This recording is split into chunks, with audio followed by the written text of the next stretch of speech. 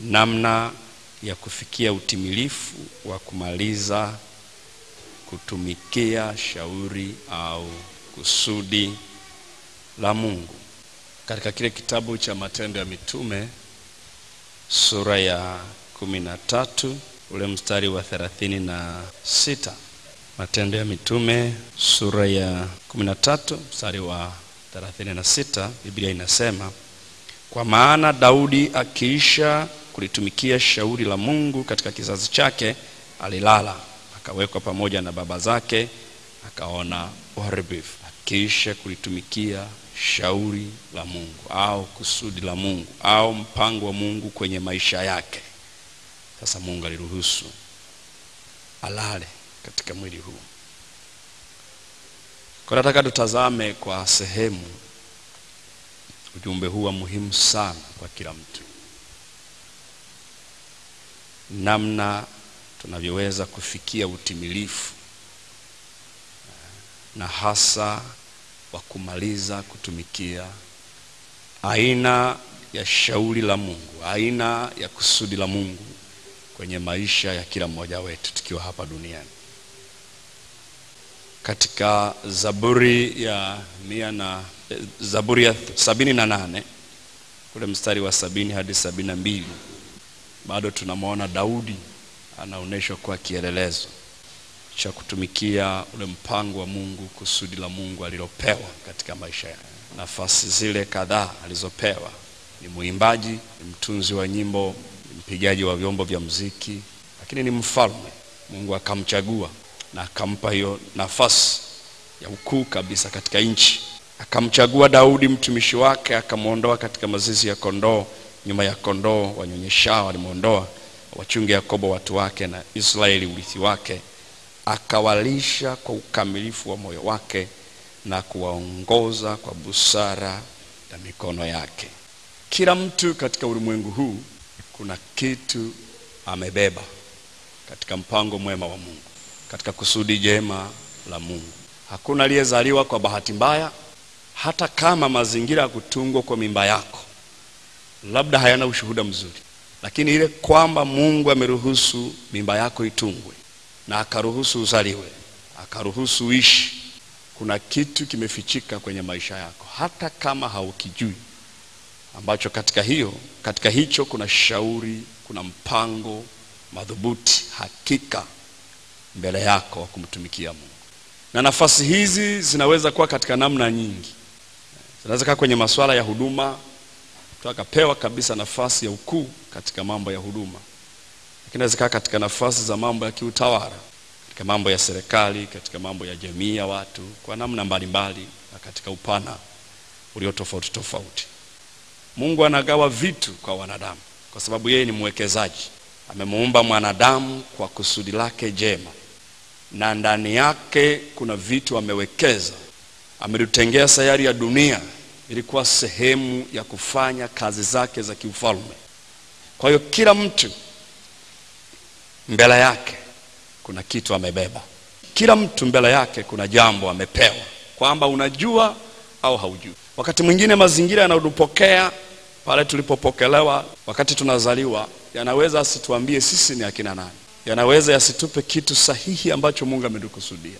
Na kwa sababu hiyo wakati mwingine pale tunapofika katika nafasi fulani, ama za kihuduma au za utumishi wa namna mbalimbali katika tawala, kuna wakati tunaona ni kama Mungu ametuinua sana, lakini kumbe tuko ndani ya mpango wake ulio madhubuti tangu tunazaliwa. Na wakati mwingine tunaweza kutumia hizo nafasi kuwadharau wengine bila kujua ya kwamba tulikusudiwa kwenye hizo nafasi tangu hata mimba zetu hazijatungwa. Kwa hiyo tulipaswa tu kulelewa vizuri na kufahamishwa yale yatupasayo kutenda katika maisha yetu, ya kwamba huu ni utumishi tulioandaliwa tangu tunazaliwa. Na kila mtu duniani ni wa pekee, na katika upekee ule Mungu anaweka kitu fulani cha pekee ndani yako. Tunaweza tukafanana majina, lakini uhalisia wa mpango wa Mungu ulio mwema hadufanani. Mazingira wakati mwingine yametubedha, wengine yametudharau. Hajatuambia sisi ni wazuri, tunafaa, tuna kitu tunachoweza kufanya kwa ajili ya Mungu na jamii kamtukuza Mungu kupitia sisi. Lakini kwa neno la Bwana asubuhi ya leo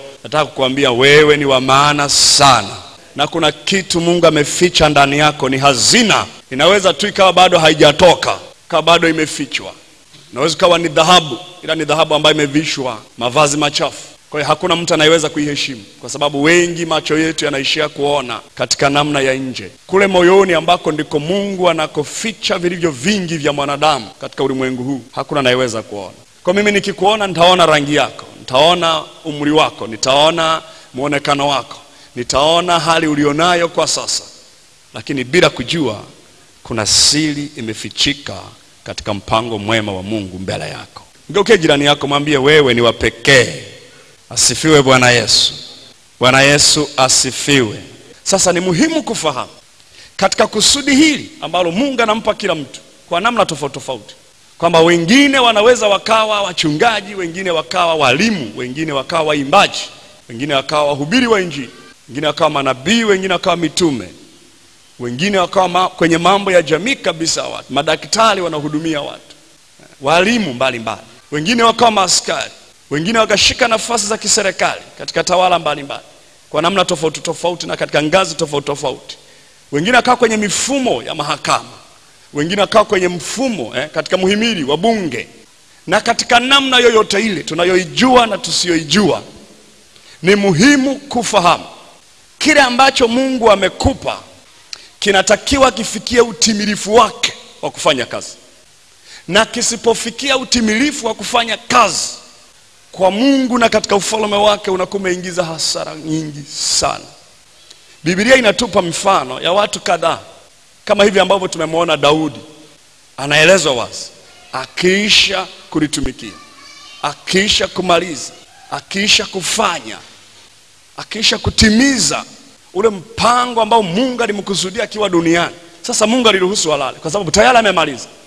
Na kwenye Zaburi hiyo ambayo tumesoma inatupa uhakika Mungu alimchagua, mazingira yanaelezwa alikotoka, lakini akampa hiyo nafasi ya ufalme, akawachunga watu kwa ukamilifu wa moyo wake na kwa busara ya mikono yake mpaka akamaliza. Na Mungu akampongeza kwamba amemaliza, na sasa Mungu anaruhusu, hakuna alichobakiza katika vile ambavyo alikusudiwa akiwa hapa duniani. Lakini kuna Elia, mpaka anatwaliwa alikuwa bado hajamaliza. Kwenye Wafalme wa kwanza sura ya 19 mistari ile ya 15 ile, yuko madhabahuni. Sasa Mungu anazungumza naye, anajaribu kumsaidia na kumpa mikakati mpya, lakini akagundua moyo wake umechoka na hawezi kuendelea na kazi. Alimwambia, mahali pako umpake mafuta Elisha. Mahali pako, kama ni mahali pako, maana yake ulikuwa bado hujamaliza. Tuko tunaelewana watu wa Mungu? Kama ni mahali pako, ulikuwa bado hujamaliza. Mapigano mengi, Elia alipigana sana, na alipigana kama jeshi la mtu mmoja, na hakwenda sana mbele za Mungu. Mungu amuinulie timu kubwa sana ya namna ya kupigana na ile roho ya dini iliyokuwa imeinuka ya Mungu Baali, ambayo ilikuwa imesimamiwa hasa na yule Malkia Yezebeli, mke wa Ahabu, na sasa ni mfalme huyu Ahabu. Kwa alitumia nafasi ya ile miungu yake, lakini pia alitumia na nafasi ya kiti cha mfalme. Kwa alikuwa na mamlaka makubwa kwenye ulimwengu wa mwili na kwenye ulimwengu wa roho. Elia akachoka, moyo wake ukashindwa kuendelea. Mungu akamwambia, mahali pako mpake mafuta Elisha. Kwa hiyo kuna uwezekano mkubwa katika ule mpango mpana wa Mungu aliokusudia, mpaka unaondoka duniani ukawa bado hujamaliza, na sio nzuri. Musa aliambiwa wapeleke watu mpaka Kanaani. Mpango wa Mungu ulikuwa ni kuwatoa Misri mpaka wafikishe Kanaani. Alifika? Hakufika. Njiani Mungu anamwambia, katika hili hujanistahi. Hujanistahi. Wewe nimekuambia mwamba huu uamuru utoe maji, wewe umepiga tena mara mbili. Kwa sababu kila maelekezo ambayo Mungu anakupa yana maana yake, wewe hutaki kujiongezea. Alipomwambia piga mwamba mara moja, ilikuwa inawakilisha Yesu atakavyoenda pale msalabani na kupigwa pale msalabani, kifo kile cha msalaba, atakufa mara moja. Ndio maana Yesu anaitwa mwamba, tena mwamba wa uzima. Alipoambiwa amuru huo mwamba utoe maji, yalikuwa ni maelekezo mengine. Sasa amekasirika na watu wale wamemchosha, akapiga mwamba mara ngapi? Mara mbili. Sasa mara mbili inawakilisha nini rafiki yangu? Ile ya kwanza ilikuwa inamwakilisha Yesu. Sasa Yesu hata hivyo hateswi mara ngapi? Mara mbili. Na anawaambia ninyi waasi, je, tuwatokezee maji? Wakati Mungu amemwambia nenda wale watu waambie nitawapa maji. Sasa yeye anawaambia tuwatokezee. Au Mungu akaangalia akagundua Musa amepata shida moyoni. Akamwambia sasa kule huendi, ila tu kwa kuwa tumetembea na wewe vizuri na ni rafiki yangu, nisikunyime uhondo wa kule. Twende mlimani halafu uone ile nchi wanayoiendea watu. Ila wewe hautafika. Badala yake Yoshua yupo, atawaongoza watu na kuwarithisha katika ile nchi. Mfalme Sauli amepakwa mafuta kupitia Samuel nabii aliyekuwa anaaminika, ni kuhani, ni mwamuzi, ni nabii huyu. Ni kuhani, ni mwamuzi. Mungu akamwambia mpake mafuta huyo. Si wana wa Israeli wametaka mfalme, basi na wachagulia huyo. Na sasa ametawala. Mungu anampa maelekezo, anampa mwongozo. Anakiuka mpaka mwisho wa siku katika ile Samueli wa kwanza sura ya 15 neno la Bwana linakuja mwambia sasa hiyo nafasi yako nimekuondolea. Kwa lugha nyepesi ni kwamba alisitishwa